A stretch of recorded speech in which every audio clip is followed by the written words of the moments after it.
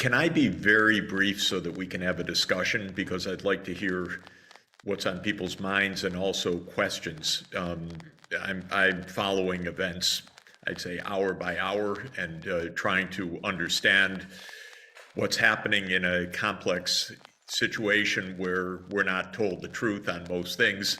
So you have to figure out what's going on because no one's going to tell you, and maybe last of all, the New York Times. So it's a real problem to understand this crisis. Let me basically say at the start that we're on an extraordinarily dangerous path of escalation between Russia and the United States. And the war in Ukraine is largely, in my opinion, a proxy war.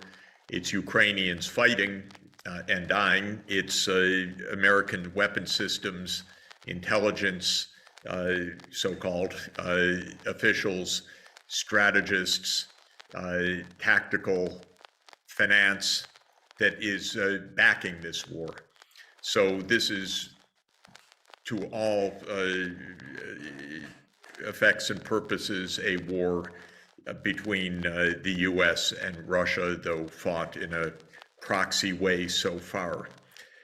Our goal, we're told from the US side, is to defeat Russia and force it to leave Ukraine after what is described as an unprovoked invasion on February 24th. I think there were lots of provocations, so the situation's more complicated, but let me just start with the desired outcome. I don't understand it. I don't understand how it could conceivably be achieved.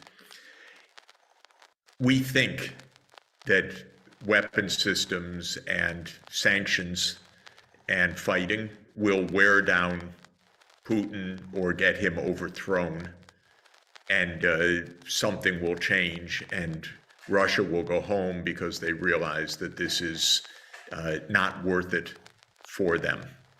And maybe the US model, and by US, I don't mean us, the American people, we have no part in any of this. The model of those who are prosecuting the US side of this is that it's like Afghanistan or Vietnam was for the United States, that after it gets sufficiently bloody and useless, you just go home. I think there's a huge difference, which is that from Putin's perspective, but I think it's more general than that. It's not just one person. From the perspective of the Russian political actors and elites, the situation in Ukraine is not like America in Vietnam or America in Afghanistan. It's exactly in the neighborhood. And so it's viewed in Russia, I think, I'm not sure, but I think in much, much starker terms, that we will not lose this war because this is a war about Russian security. That's the Russian view. Okay, you could say they're crazy, not crazy, but I think that's the Russian view. And if that's the Russian view, and our view is we're going to defeat Russia, and Russia's view is we're not going to be defeated,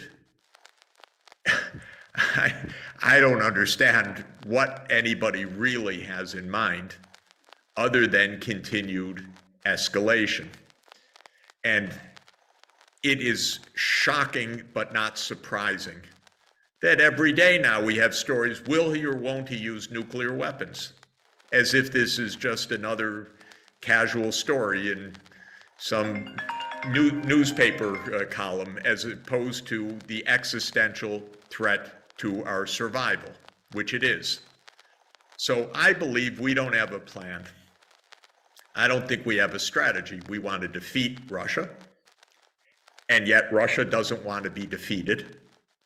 And even if we could, which I have my doubts about, defeat Russia on conventional weapons basis, Russia has 1,600 active nuclear warheads.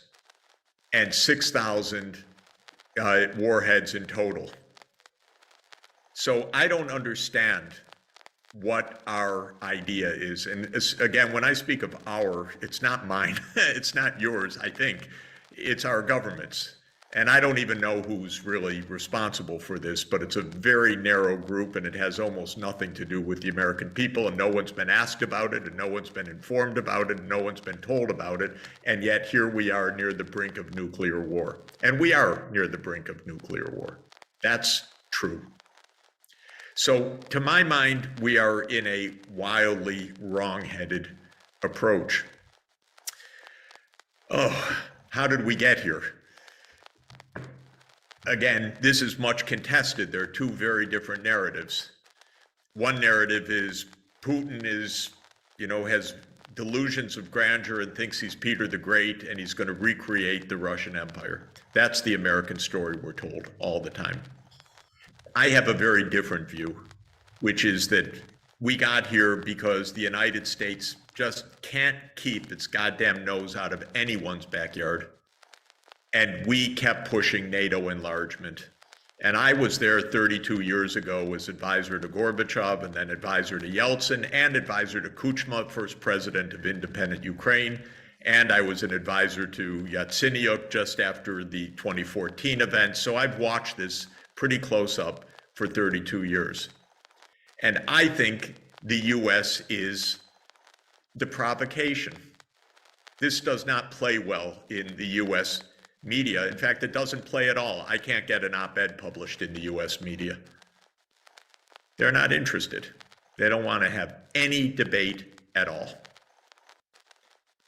So I think it is absolutely true, by the way, that the US and Germany told Gorbachev in 1990.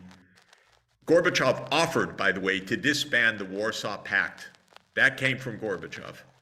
We said, if you disband the Warsaw Pact, we will not use the occasion to move NATO to the east. And that became a condition, actually, for German reunification. And it was absolutely explicit. Now, since our government lies about everything, the narrative is, oh, we never promised, which is not true. And there's a whole vast documentary record of the US promising no enlargement. Well, of course, as soon as the Soviet Union went away, we thought it was a juicy opportunity to enlarge NATO, and started with Poland, Hungary, Czech Republic, 1999, and then George